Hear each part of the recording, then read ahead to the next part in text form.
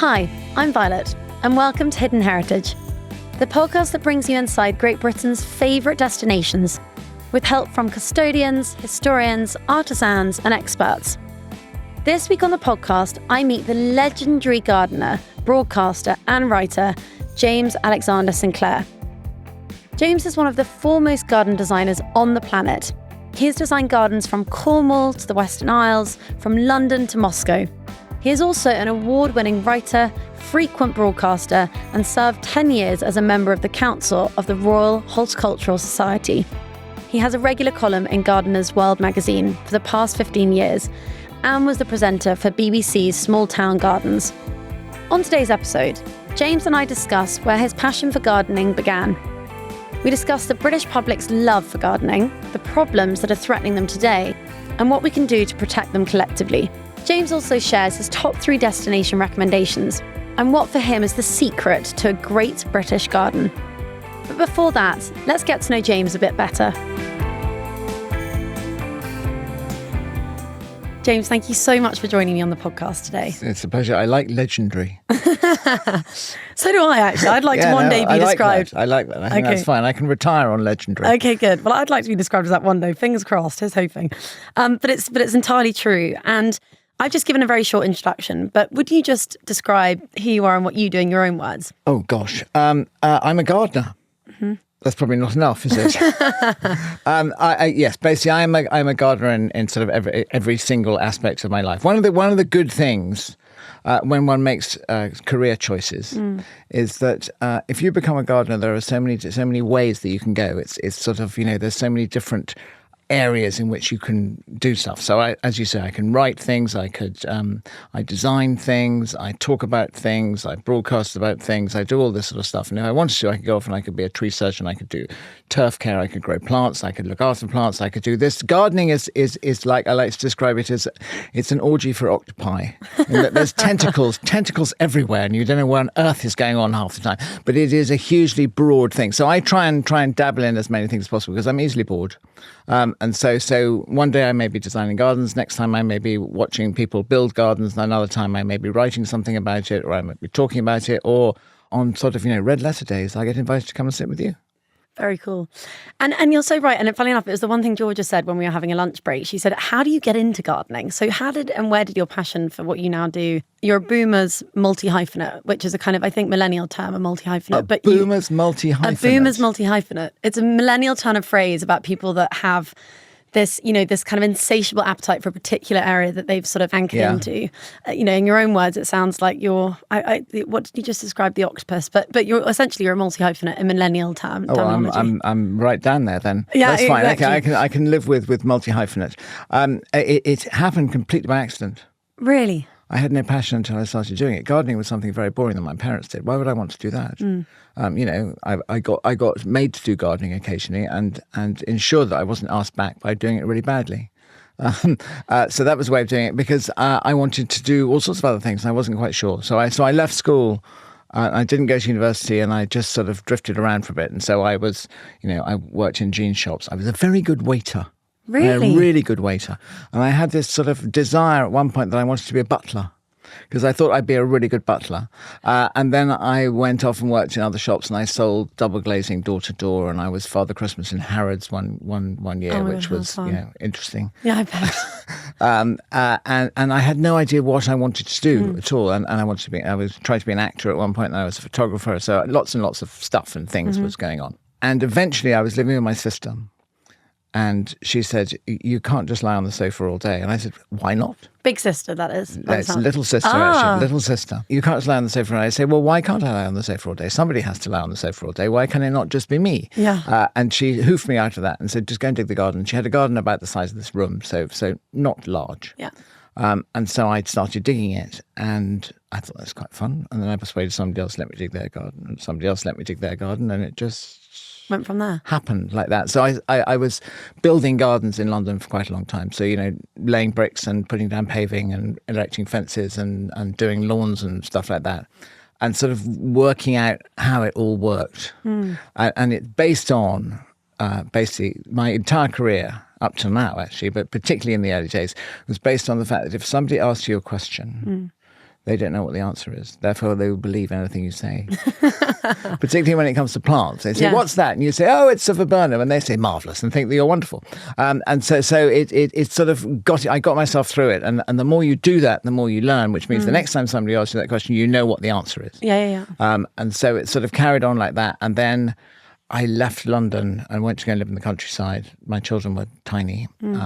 And we wanted them to grow up in, rural Idle. Where did you grow up? I grew up all over the place. Okay. Actually, my father was in the army, so I was sort of bouncing backwards and forwards I was born in Germany, and then we came back for a bit, and then we went to Cyprus, and then we went to Germany, and it was all of this sort of stuff going on. So I didn't really grow up anywhere. People say, where do you come from? And I said, I don't know, everywhere and nowhere, baby. Yeah. Or something, you haven't. So I don't really have a sort of route. Right. Of any particular sort. So we moved to the countryside, and I was sort of, my back was beginning to get a bit stiff as I'm getting older, and I thought, I think I'm going to do some designing now. And so then I started designing, and then I started writing, and then somebody came along and said, would you like to be on television? And I said, I don't know, give it a shot. And so I gave it a shot, and so did that for a bit. One of the strict rules I learned very early on is you never hang your life on television because you will always be disappointed. So it's just a nice thing that happens every so often. And when it doesn't happen, you've got other things to do. So this is this whole sort of octopus tentacly thing. And there's lots and lots and lots of things that you can do. And I try and do as many as I can. Does that sort of answer your question? It does. Yeah, in full. It definitely does. And I guess going from sort of doing garden design, as you said, for a room of this size, which is not that big, to going out to the countryside and then making that shift into designing and gardening on a bigger scale, that must have been quite a big shift. Where do you start? Where do you begin? Well, it began with the fact that whenever you're gardening in London or in a city, you pretty much are in a box. Yeah. You don't have views, you don't have sort of vistas, you don't have countryside, you don't have all that sort of stuff. And one of the things I really, really wanted by going to the countryside was to be able to garden on a larger scale, so it sort of incorporated things. And you had, I wanted mile-long avenues and, all of these sort of nice things. And it's not really that different from designing a small box. It's just on a larger scale. And you do it gently, you do it slowly, you do it sensitively. You bear in mind, where it is, who the people are, what they're going to use the garden for. And you get those three things right, then you will make a good garden, no matter whether it's the size of a postage stamp or the size of a small country. So they're the ingredients.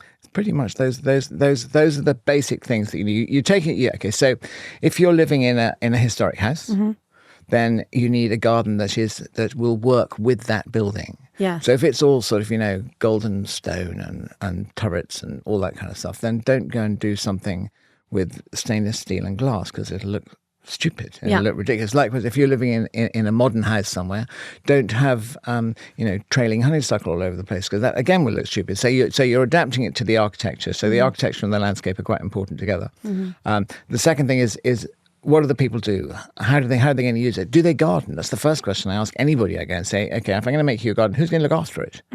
Because a garden is only as good as the people who look after it. So I can go and I can design you something and I can build you something fabulous and then come back in a year's time. If nobody looked after it, then it's basically gone to pot because it is a living thing. It's not a building. Yeah. I mean, one of the things that I like to say to annoy architects is that as soon as they've finished building their house, their whatever it is, the only way it can go is downhill. So it's going to start deteriorating from then on inwards. As soon as you plant a garden, it's just the beginning of its life. That's so true. Because you're planting little tiny things, and I know that little tiny thing in 30 years' time is going to be, 40 feet high. And so it's this sort of forward-looking. It's the introduction of time as one of the elements that you're dealing with. So architects, you built a lovely building, but it's just going to start rotting from now on. Yeah. Gardens are the opposite thing. That's so true. And so we would love to know what your first recommendation and favourite destination is. Yeah, I mean, it was an interesting question. You said, okay, so send me 3 things. And I thought, oh, gosh, I wonder which ones. And you need Can to you balance. narrow I've it seen down? a lot of gardens. I bet. In my life, and quite a lot of them sort of blur into one. You think, which one was that one? That one, this one. The one I guess is Tremenier Sculpture Garden, which is in Cornwall. It's one I'm really fond of. I discovered it about 10, 15 years ago, I think probably. Because I was sent there by the BBC to go and film something about it. So I arrived, I didn't know what I was doing. So I arrived at this place, and there was this hillside overlooking St. Michael's Mount, that sort of plum pudding that sits in the sea, and you can only get to it at low tide. Very cool. And it was it was fascinating. It was really wonderful. So there's this guy called Neil Armstrong, not the moonwalking man, Yes. but another one, who was a GP in Penzance, and he bought this hillside with the idea of turning it into a garden. And so over the years leading up to the time I went to see it, he had cleared it pretty much himself. And it was all covered in brambles and bale of twine and all this sort of stuff. So he'd cleared that and was starting to plant it and to make something out of it. And part of this is that he wanted to commission really good sculpture from good modern sculptors. And so this whole garden is dotted with this. And right on the top of the hill, overlooking the sea and St. Michael's Mount, is this James Turrell. There's an American sculptor. He's done this thing called the Sky Space that he's done at a few places. And it's basically this sort of, it's a building with a hole in the roof. Okay, yeah. And you go and you sit in it and the angle is pointing upwards. So you sit there and you're just watching the clouds pass over the top, and they're framed beautifully by this sort of almost seamless ellipse. And so you can go there on a rainy day and you're watching the rain pass, or and then it becomes that sort of glorious English summer day, and these little fluffy sheep-like clouds go across the top of it. And so you're watching the weather pass, and it's almost in a sort of temple situation. And so you go up the top of the hill, and the way you get up to the top of the hill is you go up this sort of winding wooden walkway through these extraordinary jungly plants. So there's a stream that crashes down one side, and then there are these plants that he's collected in the wild from Vietnam and places like that, and there's big bananas and big chafras and these sort of big leaf things. And then you pop out the top and you're in this dry, arid landscape. And there's a lot of South African things and because it's Cornwall and they have no frost. Yeah.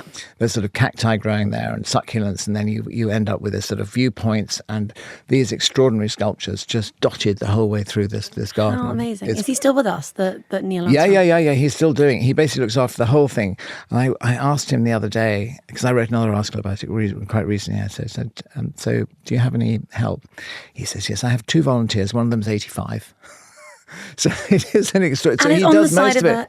It's basically on this really steep hill that goes up. But it's a really beautiful garden, and it's something that not enough people know about. No. So you go to Penzance, and it's just on the edge of Penzance, and you go and you find this, and there's this. I mean, there's this sort of I can't remember the name of the arches, but there's this castle when you arrive, which is not so much a castle, it's more like a Grecian temple with these big wooden pillars. And when the wind blows, the whole thing moves backwards and forwards. Intentionally. Wow. Intentionally.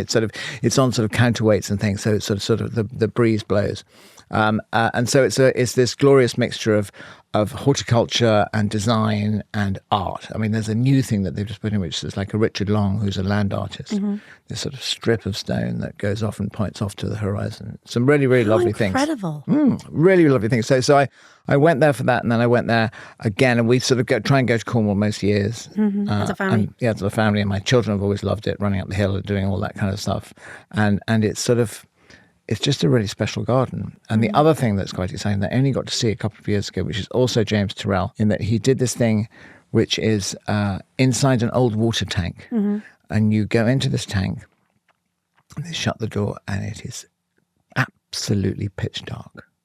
It's like, having a blindfold on and then being shut in a darkened room and then somebody covering it with pillows. It's no light at all. And so you don't know how big the room is or anything like that, and you're there, and then very, very, very slowly, your eyes just begin to get used to it. And it's like, do you know what I mean by a pinhole camera? Yes. This basically, you're sitting inside a pinhole camera, and suddenly you see there's something moving just on that far wall, and it's the trees have been projected down through a tiny hole in the roof, and they come and they spread. And after about 20 minutes, you're suddenly beginning to see the movement of the leaves of the trees above, and it's like that. It's one of those rather wonderful experiences. Incredible. Yeah, I mean, it's fine. You say, and it's just that thing that just makes the garden a little bit different. Yeah, and also really envelops the person that's there. By the sounds of it. Yeah, I mean, it's quite scary. Yeah, you think, I don't know who else is in here. Are there ogres? Are there monsters? It's all of that kind of stuff. And then at the end, they turn the light on, and you realise that actually you're just in this tiny room, and it's about maybe 6 foot across or But something. I love the idea of, I mean, one of my favourite gardens is Iford. And I love that there as well, every corner you turn, there's another sculpture to look at. I mean, albeit, of a much different period of time. But I really love the fact that it's a similar kind of experience. Every corner you turn, there's something to look at that's sort of built into the landscape of... Well, that's the sort of secret of garden design to a certain extent, or good garden design. And there are so many gardens within this country that have that. So if you arrive at a garden and you sort of stand there and you can see everything at once, then what's the point of staying? Yeah. None at all, basically. You need to have something to sort of lure you on. And it's not just public gardens or big gardens, every garden. You can stand at your back door, and if you can see everything that you have, then that's not really doing its job. It needs to bring you in and to lure you in and sort of slowly and gently reveal itself to you. It's I like to describe it as the Dance of the Seven Veils would be a lot less exciting if there was only one veil involved. And it was like, ta-da, that's it. Where do we go from that? Yeah. Whereas this sort of slow reveal, and you go, and as you say, you go around a corner and suddenly there's another little vista arrived, or there's a different plant, or there's a sculpture, or there's a pond, or even better, there's a distant thing. Maybe there's a church on the horizon that you suddenly catch from one bit. And so that's what makes an exciting garden. It's one that can keep you amused for quite a long time and can sort of lure you in. And then you go back, and then there's a bench, and you sit on that bench. You think, oh gosh, I'm looking back the other way now. All of those kind of things. Yeah.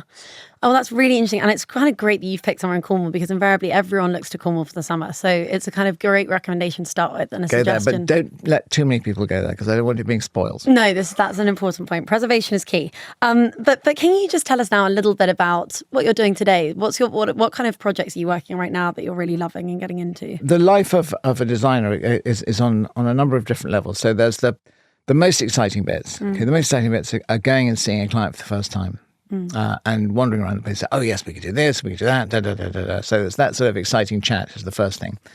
So I've been doing a bit of that this week, and then the next thing is to sort of sit down and say, okay, how are we going to do this? And then we come up with a sort of concept drawing, which is sort of pretty and lovely, and gives you the idea, the sort of thing that's going to make you think, yes, this feels right, this is what I want.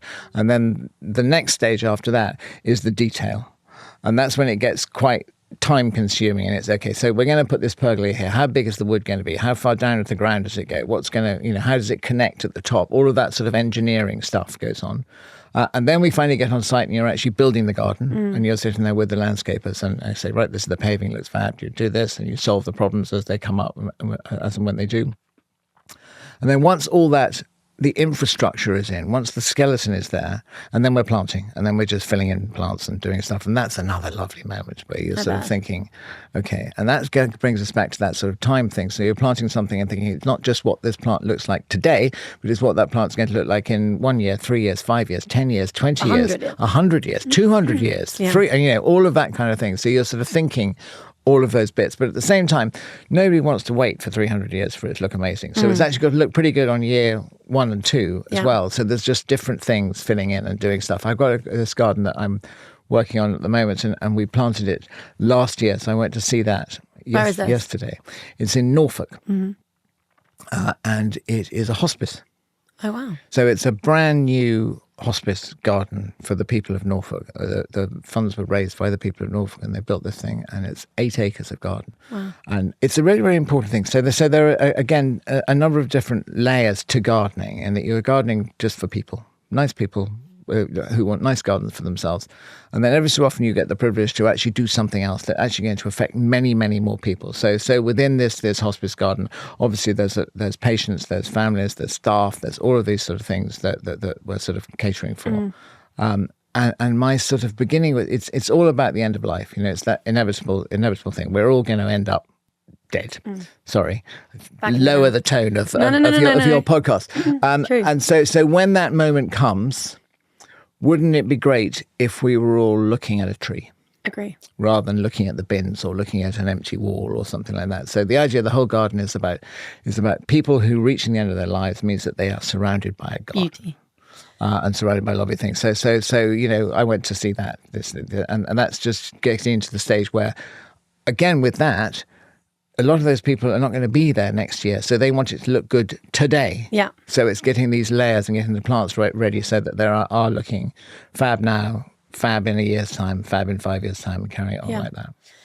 And as you know, this podcast is called Hidden Heritage. And I imagine British gardens and gardens as a whole are so synonymous with this country and our kind of heritage of old. I was just wondering, could you tell us any stories about any of the sort of historic houses or gardens that you may have worked on over the years, and any tales that you have that go with them? I mean, yes, a historic house has to have a garden to sort of accompany it, basically, doesn't it, really?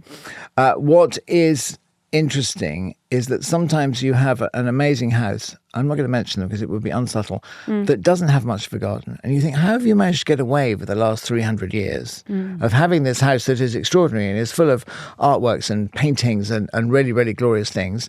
And you've basically, for the wonderful thing, you've got a rubbish garden. You should be ashamed of yourselves. And then there's others where they have sort of extraordinary things. Most of my experience of these sort of things is actually, I've worked on a couple, I've worked on a few. But it's basically visiting them and writing about them and going to see them, the same as anybody else. So I get the privilege thing, and if I go to write about them, it means I'm going to go and get to talk to the head gardener or the owner of the house, and you get the stories, and you get the history, and you get all the stuff behind it. I did a border for big, long borders for a house in Northamptonshire. And we spent ages sort of doing things, and it was difficult because it's basically tearing out what was there before and putting a new thing in, which needs to happen every so often. You've got a garden and it gets tired, and so either you say, okay, we have to save it, whatever happens.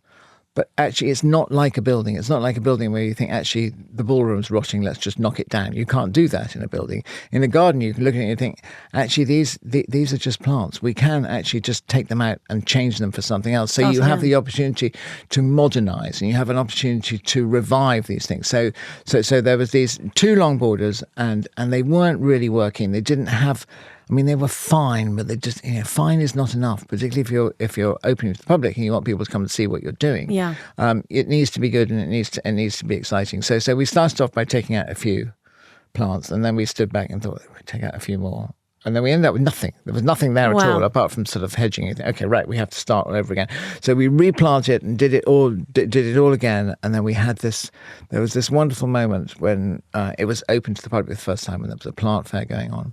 And I went back and I thought, okay, I'm going to go and stand in my borders, and people are going to come and tell me how very clever I am and all that kind of stuff, And so I went there. And lots of people came up, and I said, and they said, hello, like your borders. I said, fine, thank you so much. And he said, what is that plant? And there was one particular plant that they all latched onto.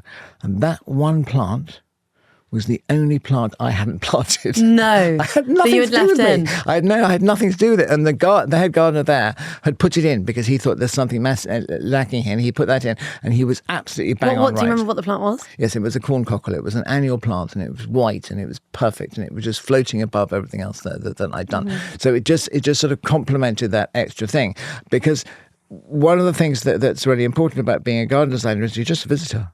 Yeah. It's not your garden. So you're just there for a bit. It's like having a very intense affair with somebody and then leaving again and going. So and when you go, it's up to the head gardener or the garden owner or something to take possession of it. Yes. And it's there, they then develop it. So these borders, and then I did them, and they were looked after for a while, and then there's sort of ups and downs, and head gardeners leave and other ones come in, and they sort of got a little bit tired. And then somebody else came in and redid them. So my borders that were there, and they looked great for 10, 15 years, now they've been changed again. And that's, again, one of the things that you don't really get so much with houses, and you get it with gardens, in that everything can be changed and everything can move on.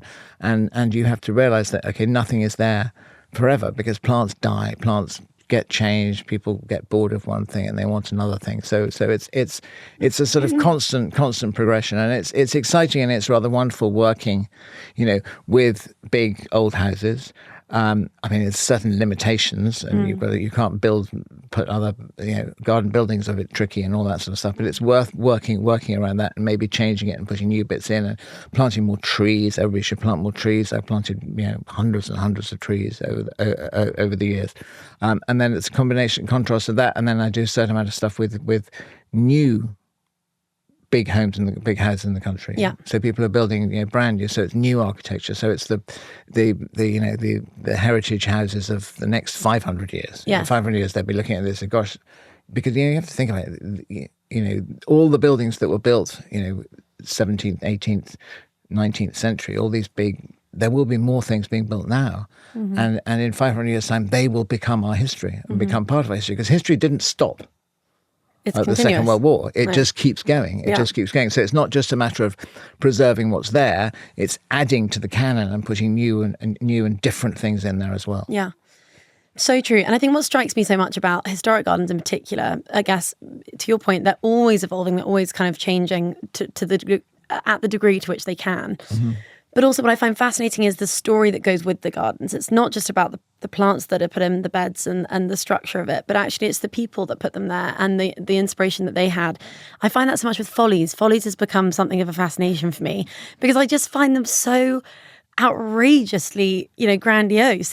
I mean, of their time, of course, they weren't. But now, they were. They were. They really were. But I think looking at them now, I'm always struck by a folly. And we've just done an article recently on Heritage Explorer about the follies that are at the houses that are on the platform. But there are so many of them. I mean, it's kind of hard to name one that I love more than the other, but it really strikes me that there's this that there's this kind of real sense of stories that are kind of woven into these historic gardens in a way that I hope they're being woven in by the sounds of it with modern day versions. Yeah, I mean, all gardens are about stories. Life is about stories. Yeah, and it's interesting. You can walk through any garden, be it large or small, and with somebody who is a passionate gardener who understands the garden, and every plant will have a story. Yeah. Even if it's on a small scale, I was given that by my aunt, or, we bought that when we went to such and such a place, or, there was when we went to Hampton Court Flower Show, we bought, all of those kind of things, or we saw that when we went to Beaver and saw the garden there, and we loved that rose, and we came back and we found out what it was, and we bought that. So everything has a story. Yes. And it has a sort of another layer to it. So you go in there as a sort of casual visitor and you see it and it's beautiful and it's lovely. But then you talk about it and you investigate it. And yes, you have the big things like, follies. Why did they put that folly there? What was it for? What happened within that folly? Was it a sort of scene of debauchery? Yeah. Or was it just something that has caught the eye on the top of a hill? There's all these sort of reasons to it. Was it a folly that was put there? And the reason it's folly is because nobody ever went there because it was too far away.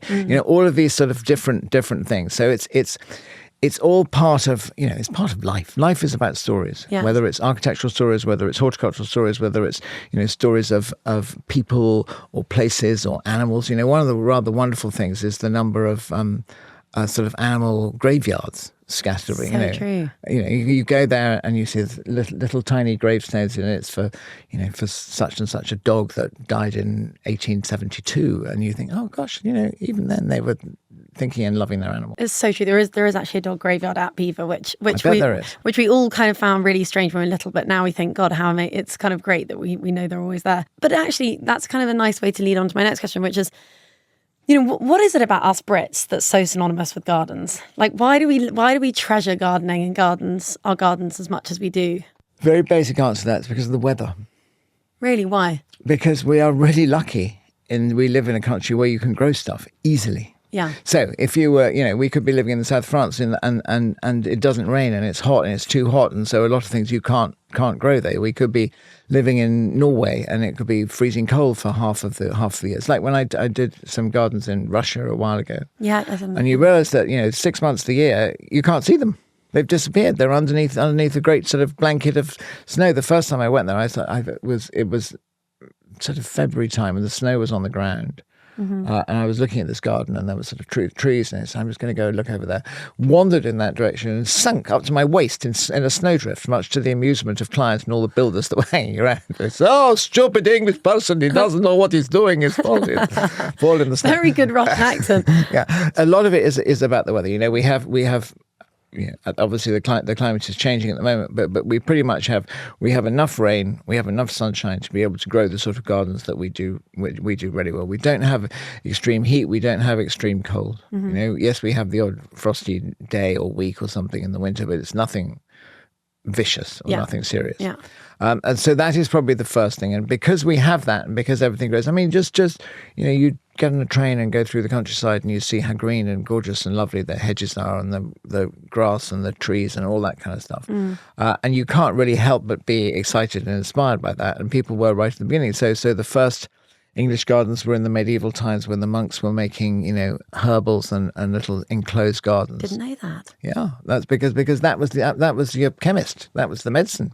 I see. Everything was herbal, so it had to be grown somewhere. And the monks were generally the sort of the doctors in the society. And so they would garden. So they were growing it, and they were gardening there. Everybody else was growing food to try and survive, basically. Mm-hmm. But the idea of a decorative garden, and you have this herbal garden, yes, it has a purpose primarily, but there's also something pretty in it, flowers, and there would be roses in there because then they could make things from the rose petals, and there were, all the various herbs there, not just culinary ones, but sort of, medicinal herbs, so they could actually make poultices and pills and linctuses and all those kinds of things. So that was the first bit of gardening, and then that sort of developed, and we didn't really have sort of pleasure gardens. What happens with gardening for pleasure as opposed to gardening for subsistence is that the society has to be settled.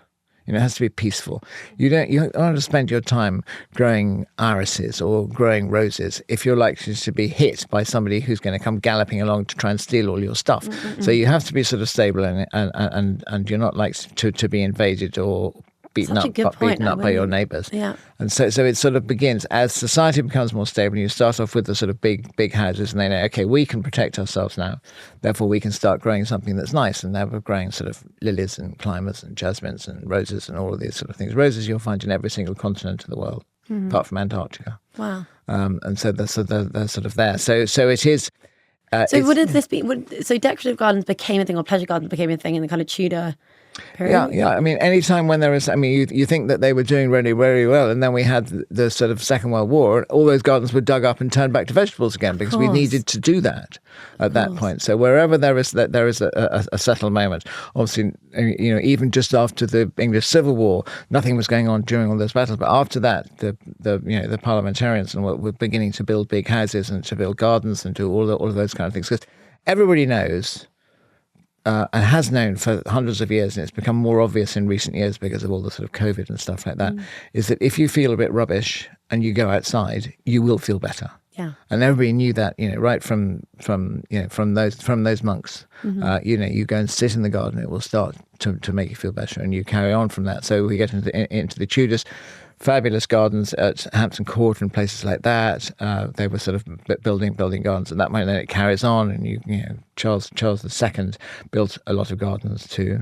The Privy Garden at Hampton Court, I think, is actually his, and the Tudor gardens of elsewhere. So yes, I mean, all the way through you're beginning, and then you get into sort of Georgian gardens and Victorian gardens and Elizabethan gardens, modern day Elizabethan gardens. And they do all very much have their own kind of identifiable qualities. Yeah, I mean, obviously it blurs. Yes, it blurs because everyone's building onto. But everybody's building. But the big sort of push was in Victorian times when we started getting plants from other places. So you start. I mean, the idea of native plants is quite tricky in this country because a lot of plants were brought over by the Romans. Right. So that's really quite a long time ago, and that's box hedges, which you would have seen lots of. Roman plant. Did not know that. Ground elder, Roman weed. All of these things were brought over there. So and then the Normans brought over plants, and there was lots and lots of trade between Britain and Europe. So that was sort of easy. So it sort of began to sort of swap around. And then in the Victorian times, we would send out expeditions to go and get plants. Mm-hmm. So people went to China. Tea was basically stolen from the Chinese and then replanted in India and then re-imported back to here again. So all of these things, you walk through most English gardens now, and you will find that the majority of the plants are not English. Fascinating. They've come from Europe, or they've come from China, or they've come from India, or they've come from the Americas. All of these sort of things. People were bringing plants in all the time for decorative purposes, but also for commercial reasons. So, they were bringing it in so that they could grow it. So that the potato, also Walter Raleigh and the potato appeared then, and the chili and all those sort of things, and the dahlia came from Mexico in. I think that may have been Elizabethan as well. All of these sort of things. Wow. So we've been having this dribble of plants that have been coming in steadily for the last 1,000 years. Incredible. They would have been objects of interest, like for people to sort of exotic. Yeah, exotics. Yeah, that's exactly. Thank you, Kaz. Yeah. There we go. They would have been objects of extraordinary interest, and they only first people to have these plants were obviously the very rich and the sort of the big houses.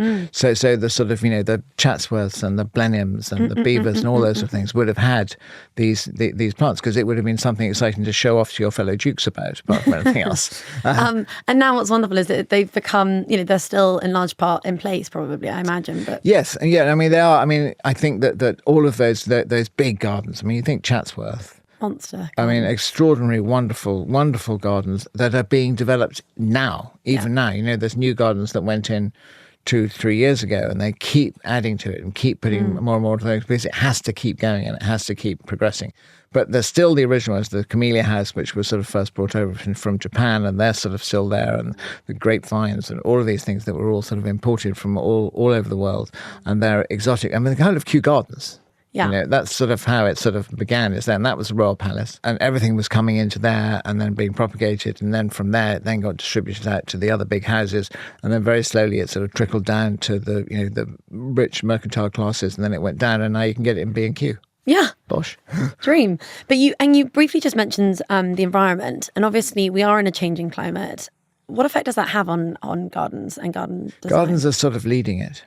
Yeah, really. That is the place where most people will notice it, because they will notice that something that previously grew does not grow anymore. They will notice that there are fewer insects or different birds, or all of this sort of stuff is happening. So it's sort of where people can see it visually. Most obviously is within their own environment, because that's where you witness climate and you witness weather, is when you're in your own garden, basically. Yeah. And that's where so it is unbelievably important. It's important the way that we got one of the most sort of radical, one of the most important things that's happened over the last few years is to realize that we are not the only creatures on the planet.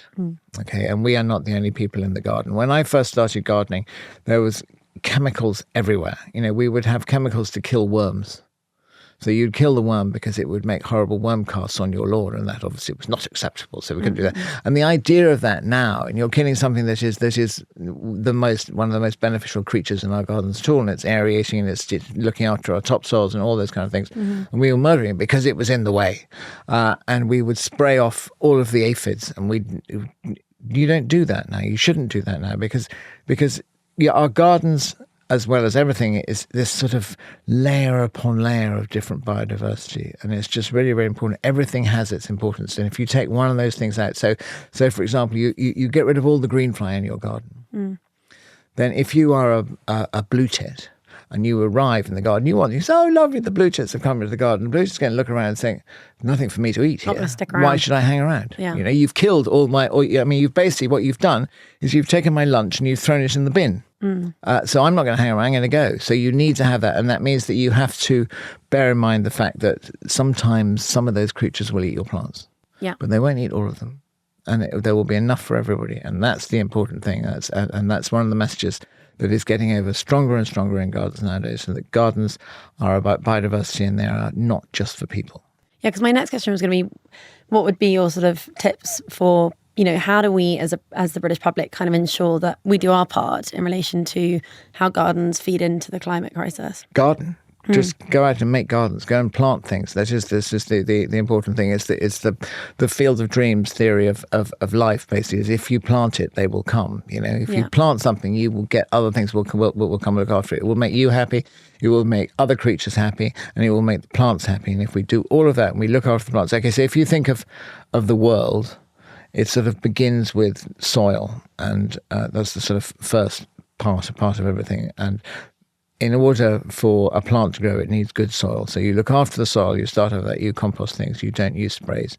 You cosset what you plant, and then the plants come, and then the creatures come. So it is this sort of layer of things. So gardens and gardeners are in there right at the beginning. If we tarmac over all of our front gardens, then we cause all sorts of trouble. Not only do we mean that all the water goes into one place, which means that somebody further down the road gets flooded. It also means that there is nowhere for anything to grow, which means there's nowhere for the insects to feed off, which means Yeah. It's a domino effect. It's a domino effect, exactly what it is. This podcast, Hidden Heritage, is the successor to Duchess, the podcast, which was my mum's before one of the questions she always used to ask, and given it's you, James, and you are who you are, you're a legend, as I said in the introduction, in gardening terms. Oh yeah, oil being poured I will. I'm Yeah. very good at that. But what is, in your own words, the secret to a great British garden? I think that the secret to a great British garden is it is a garden that is made with love. I know that sounds frightfully hippie and soupy, but it's absolutely right. You know, if you're just flinging things together without thinking about it, then it's not going to make the impression. If you look at all the sort of old historic gardens that we have and new gardens that are being built, they are loved by the people who live in them, and that is what makes a really good garden. And so I think I love that. And I also think what I found really interesting about the period of COVID is that, and particularly that next generation that are coming through, there's this sort of renaissance of gardening amongst a younger generation, which I don't think there was in my, 10 years ago when I was 18. I don't think, well, not quite true, but I wasn't remotely interested in gardening. And my grandmother still jokes that I can't look after houseplants, which I happily I've rectified, and I now can, because I'm growing up. But I am. But Yeah, that's what happens. The older you get, the better you are at house plants. True, but equally, we were looking at TikTok earlier today, and there's this whole kind of green-fingered community on TikTok that look like they're 18, and they've got their hands in the soil. And I wonder if it's a reaction to post-COVID and that sense of impermanence that we all sort of learned from it, and also and how wonderful, to your point about when you plant something, it can be there for 300 years, it could be there for 10, and it might be sort of removed and replaced by something else. But why do you think that next generation are kind of all of a sudden adapting and interested in gardening? Because they care. Yeah. Because they care, and they care about the world more than my generation did. Your generation were pretty good about it. My generation, I'm afraid, were very throwaway about everything, but not out of viciousness or aggressiveness or unpleasantness, but because we didn't fully understand. And I think that the new generation, my children, you, all of this, you understand, you get it more. You get the fact that the world is a precious place, and the world is a delicate creature, and it needs to be looked after. And it also means that we as people are also delicate creatures, and we need to look after ourselves. And one of the best ways to look after yourself is to garden. Yeah. It sounds odd, but it is a connection. It's the idea of putting your hand in the soil and feeling the temperature of it, and feeling the grittiness of it, and the smell of it, and all of those kind of things, as something that is really, really grounding and really, really important for mental, physical, all of that kind of stuff, all of our health in many, many ways, and the sort of power of just sitting under a tree or planting something or watering something or watching something that you first met as a little tiny seed, the size of a dot, turn into something that will become your dinner. Just something like that. You bury something, you dig it up in 6 weeks' time, and it becomes chips. All of these things. It's and I think that and because people live in smaller places to a certain, particularly young people, it's not easy to get hold of houses or to buy property and all those kind of things. So houseplants, as you say, are a really, really big thing. They make very good TikTok fodder. Because you have the plant that you show you, how do you make more out of this? It's easy to just make another one, and you propagate from them, and you look after them, and they're cleaning the air, and they're beautifying your rooms, and they're making you feel better just by it's looking after something. Yeah, I agree. And as one of the questions that I like to ask guests on the show, I often ask if you could go back in time and salvage and save a building or a piece of art. But for this particular conversation with you, I'd love to know, if you could go back in time, would there be a particular garden or landscape that's been eroded or lost, or if anything comes to mind at all? I mean, I think it's important to not regret things, because you move on, and so yes, I guess there have been a lot of gardens that have been bulldozed, that have been built on, that have been trashed by roads, railways, infrastructures, all those kind of things. There's not one in particular I can think of. Okay, so no, I'd like to have seen the Hanging Gardens of Babylon. Oh, wow. Just tell us a little bit about them. Well, nobody knows about them. That's what's quite exciting about it. You just had the idea of the Hanging Gardens of Babylon, which were one of the 7 wonders of the world. And they were obviously built by an Assyrian, I presume, at some point in the Middle East. And nobody really knows what they were, but they were this extraordinary garden that was, suspended on the side of a hill or hanging over buildings. And was it hanging? Was it sort of roof. I don't know. I'd like to think that it was many, many, many terraced, and there were sort of cascades of pools and water that came down it, and there were vines and shady nooks full of pomegranate trees and oranges, and you would go there and you could, pick flowers and pick fruit off the trees that were there, and go and sit in shady boughs on silken cushions, and all of these kind of things. So I would like to go there as well. I think that it's a garden of the imagination, and it's disappeared. Nobody knows where it is or even what it was. So it's something that you can think everything that you've ever loved about any garden you've ever spent any time in. It could be at the Hanging Gardens of Babylon. So cool. I'm going to Google and see if I can find a good picture. Even though I know there's technically nothing there. I just want to read more up about it. People have painted stuff about it. Yeah. And that takes us on to our second recommendation from you of your second favourite destination. So we're going to Hyde Hall. The RHS, the Royal Horticultural Society, which you said in your introduction, I was a trustee for 10 years, and they run the Chelsea Flower Show and Hampton Court Flower Show and all of these other things, and they are a charity with whom I am very involved and very keen on, and the work that they do in sort of schools and science. What is the work that they do? Just got 2 for our lessons. Okay, so the Royal Horticultural Society, everybody thinks, oh yes, they're the people who do the Chelsea Flower Show. Fine, that's one aspect of it.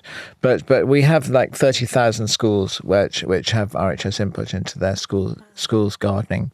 We have communities, we have Britain in Bloom, which is basically making towns and cities across the country better. But it's deeper than that, and sort of, giving advice to allotment societies and trying to encourage young people, children, to garden, try to give opportunities for people who have health problems or have social problems, and realize for them to all we've been talking about the sort of the healing benefits of gardening, and that's one aspect of it. And another aspect is basically science and research. So research into climate change, research into water, research into plant breeding, research into which are the best plants for which places, and about plant diseases and all sorts of things. So it's I didn't realise it was so huge in terms of what it spreads itself across. There's a lot of stuff. When was it set up, the RHS? Oh gosh, 200 years ago.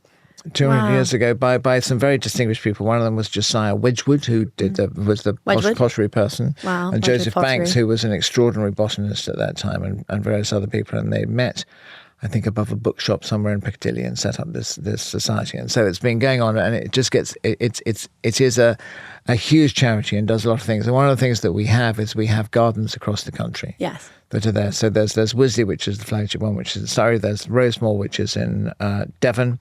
There is Hollowcar, which is in Yorkshire. There is Bridgewater, which is the newest one, which is in Manchester. Do they actually run the gardens? Yeah. We run the gardens, and they're there for our members. We have 600,000 members of the RHS who can go anytime they want, or anybody else can come in. Bridgewater and Manchester, it's sort of closest one to a city, so we do an awful lot of work with Manchester schools and Manchester organisations and mental health charities and all those kind of things. So there's a lot going on. And then finally, the Essex one, which is the one I wanted to talk about, which is in Hyde Hall. And I am a gardens advisor there, which means I go there 3 or 4 times a year and say, why do you do this? And they sometimes they say, oh, bloody hell, not him again. Yeah. And sometimes we make something nice. But it's a garden with which I'm quite heavily involved. So I thought that would be the one that I would like to talk about. And like most of the RHS gardens, it was given to us by some people who left it to us in their will. They left the farmhouse and quite a lot of land around it, and the garden has been built since then. That particular part of Essex has very little rain, so we're sort of working out how to. So it's slightly pioneering in that you're working out how to grow plants in a much drier situation than it is in other parts of the world, and so this has been. This bits at Hyde Hall, I think, has less rain than some parts of Ethiopia. What? Which is quite interesting. In Essex? Yeah, I know. You wouldn't have thought it, would you? Never. But it is, and it's sort of windswept. So in that garden, there is this extraordinary dry garden, and there is a sort of Australian New Zealand garden, and there's winter borders that are making in vast meadows of wildflowers and hedges and tree planting and all sorts of things. And cottage garden. I mean, lots and lots of different gardens in different areas. And we've recently redeveloped the whole the buildings on top of the hill, which used to be the sort of farm buildings. So there used to be sort of old silos and manure clamps and things like that. And now there's this rather wonderful sort of restaurants and classrooms and things like that for entertaining schools. and a really, really glorious array of plants, and it's just a really wonderful place to go and walk around and be in, and shops selling plants. You can go shopping there and all sorts of stuff. So it's just a really, really lovely garden. Lots of people go and see it, but we would always like to have more and more people to come and join the RHS, because it is a good thing to do. Yeah. I mean, a lot of the historic house gardens will be partner gardens, They which are, means yeah, that you yeah, have have sort of match up between the RHS and the garden. Yeah, big time. That's fascinating. And how long do people need, would you say, to be at that particular garden? I think you need to spend at least half a day. Yeah. Because, you want to walk, you want to go and explore. But it's like we were talking about earlier. You can't see it all at once. You go there and you walk up the hill. And, oh, gosh, there's this bit. No, gosh, there's that bit there. And, wow, there's a sort of sculpture exhibition in this particular piece of gardening. You go around, go a little bit further, and there's the greenhouses, and there's all these things. So yes, at least half a day. Okay. And a good lunch. And a good lunch. Always key for very important. Yeah, a day out in the English countryside. Amazing. Well, thank you so much. That's such a wonderful second destination for everyone to keep an eye out for in Essex. And kind of a fascinating fun fact that it has this particular corner of Essex has got less rain than parts of Ethiopia. It's mad. It's one of those weird facts that one likes to pluck out occasionally. Yeah. Amazing. Thank you, James. That's perfect. So we're going to move on to talking about the future of gardening. What are the ingredients? I know you do this commercially for your clients and also for the RHS in your role as the trustee there. But what are the ingredients to your dream garden? Or what would be the ingredients? It's a very difficult question. So yes, okay. So what I could do is I could make a collection of things that I've stolen from other gardens. Yeah. And if you were to dream up, put them together, but it wouldn't make me happy. It wouldn't be right, because you think, okay, so where do you stop? So I stole that piece from Chatsworth or whatever. But hang on, if I have that bit, then I need to have that bit, because they join together. So if I took that bit, it would look out of context. So actually, my dream garden is this weird collection of everything that I've ever done. And I'm lucky, okay, in that I don't have to confine myself to one garden. Because I'm making lots and lots of gardens for lots and lots of people, there's bits that I put in somebody's garden 5 years ago that I rather wish I had myself, but I have a sort of second-hand relationship with it because it's there. I did a swimming pond for somebody about 3 or 4 years ago, and I remember a swimming pond, meaning a sort of natural swimming pool thing, which are so popular now. Which are very popular, and so I put it in just the right place, and there's this glorious view that went out across another lake and then away to the countryside there. And I remember getting to the end of it and thinking, oh, I want this. I want this. And I can't have it because I haven't got space and I haven't got room for it. But I've got it all the same because I've made it for somebody else. And I live sort of vicariously through their enjoyment of it. So there's that. And then there's a series of quite big trees that I put into another garden. And I haven't got space for that, but I've done it for somebody else, so therefore I've got that. So what I'm saying is that my sort of perfect garden is a collection of all sorts of other people's gardens, through which I have I've experienced it through their eyes, and they get to the end of the job and they say, "Gosh, this makes us happy," or somebody sends me an email 2 years later saying we're really loving the garden and send me a photograph of it, or things like that, and that makes a big difference. And then the other thing that I find unbelievably satisfying is the way that you make a garden for somebody and the way that they react to it. So the hospice is one thing, and then another charity that I'm a trustee of is Horatio's Garden. And yes. we make gardens for spinal injury units. Yes, I've just met, who's the wonderful lady that her son was Horatio? Olivia, I met her very recently. We just raised money for her up at Beaver. Oh yeah. Yes, you did, absolutely right. Yes, her, there was a thing going on there. So it's the sort of experience through that as well. Again, I don't think I've answered your question very well, but then it was a very, very difficult question. It's a very difficult question, and it was spur of the moment. It's not in the script, so it doesn't have to be. It doesn't have to be good. But now I've started talking about Horatio. I need to talk about Horatio just briefly, to explain what it is, because I think it is a really, really important thing. So Horatio Chapel was killed in a horrible accident by a polar bear when he was 17, about 10 years ago. And in his memory, his parents continued the work that he'd been doing a lot of research into spinal injuries, and because he wanted to be a doctor. spinal injuries and how their lives could be improved. And it worked out that a garden was the one thing. So his parents set up this charity in his memory. And so from this appalling and unimaginable tragedy, something quite extraordinary has come, which is, we're on garden number 8 now. So there are 11 spinal injury units in the country, and we will build gardens in all 11 of them within the next 5 years. We will have finished. We'll have done all. So it started off in Salisbury, and then I was asked to do the one in Scotland, in Glasgow. If you break your back, it is a sort of a sudden thing. It can happen to any of us today. You could be walking along, hit by a bus, bang, that's it. Your life changes completely. And you're going to end up in a hospital somewhere for 9 months.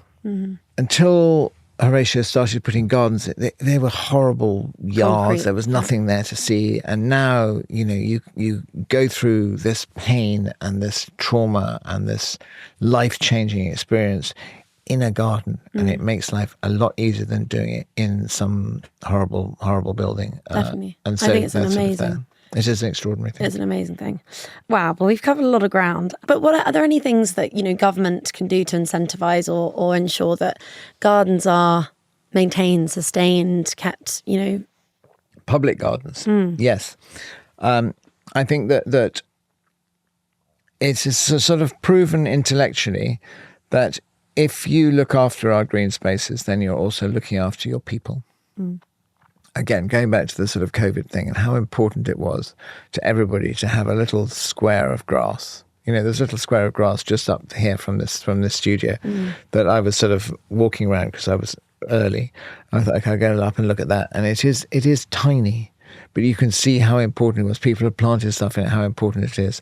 And I don't think that government understands how important it is for all of us to have public green spaces. We've had decades of people concreting over playing fields, even something as basic as somewhere for children to run around and kick a football. But it's more than that. People are, they underestimate how much, a group of trees or a bench or a rose garden or the sound of water or any of these basic things, how important they are to people and how they make them feel better. And that way you save a lot of money on the National Health Service. But I think some places, particularly in Japan, your doctor could prescribe you a session of forest bathing, which means that you're sent out to go and just sit in a wood and be and exist and allow the power of trees and nature to cure you and to make you more grounded. So I think I would like the government to recognise that. I also like them to do a great deal more about changing climate and the way that the world, the things that are happening to the world, and they seem to be taking it in a rather lackadaisical way. And I think that they should wake up and smell the coffee and get on with it.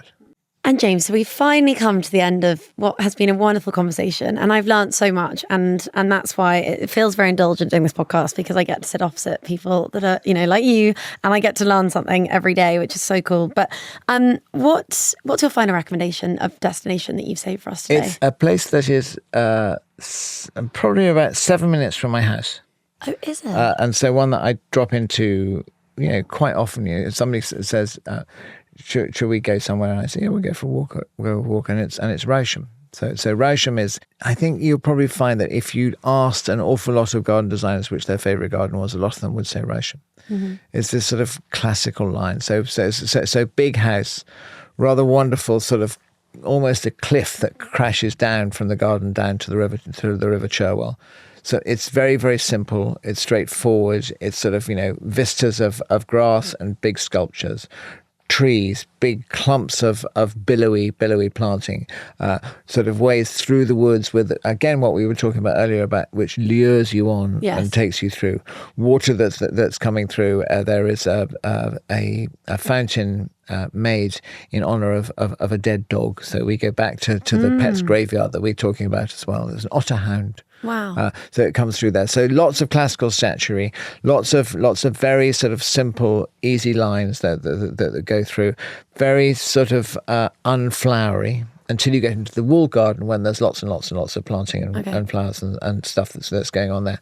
So it's a sort of What's classic. the history of it? When was it sort of first created? It's 18th century. The house was in a television series the other day. It was in the Nancy Mitford Oh yes, thing. Lady Chat. No. Pursuit Lady... of Love, or that one. One of those. Okay, that one. We'll link it. And they use that as the set. So it's a big, square, quite a cold-looking house, and then enormous lawns, big hedges, and all those sort of things. So William Kent, who was a very clever architect, and quite often they did the job together. Yeah. And landscape designer, and so he is the one who laid out these sort of classic 18th century simple grounds, using the landscape that was there, obviously, which is this steep cliff from the river. And then we were talking about folies earlier, and there's this rather wonderful eye catcher on the other side of the valley. Wow. That was basically stuck onto a farmhouse over there, so that's where your eye went. Your eye goes. Yeah, exactly. So and that sort of led you in the right direction. And there's sort of a rather wonderful statue of a dying gladiator, another one of a horse being eaten by a lion, which doesn't sound that wonderful. It is quite aggressive and quite vicious and quite sort of exciting. So there's all these sort of other aspects, and then you trickle down, and there are these sort of buildings and temples that you sort of come past. So it's every time you turn a corner, there's something else, and it's leading you on to another place and another place and another place, and taking you sort of almost by the hand and leading you without you really realizing that you're being led through this rather wonderful sort of not naturalistic. It's very much a garden landscape, but with this sort of quite simple, quite austere, but at the same time really, really inspiring landscape and gardens. Wow. That's a wonderful one to finish on. It's cool. Very cool. Well, James, thank you so much for joining me today. Well, thank you very much indeed. It's been really a pleasure. No, thank you. You can learn more about James and enjoy some of his brilliant articles at his website, www.jamesalexandersinclair.com. If you want to find out more about the work we're doing at Heritage X and book a visit to any number of the independent historic houses across the UK, then visit our website, www.heritageexplore.com.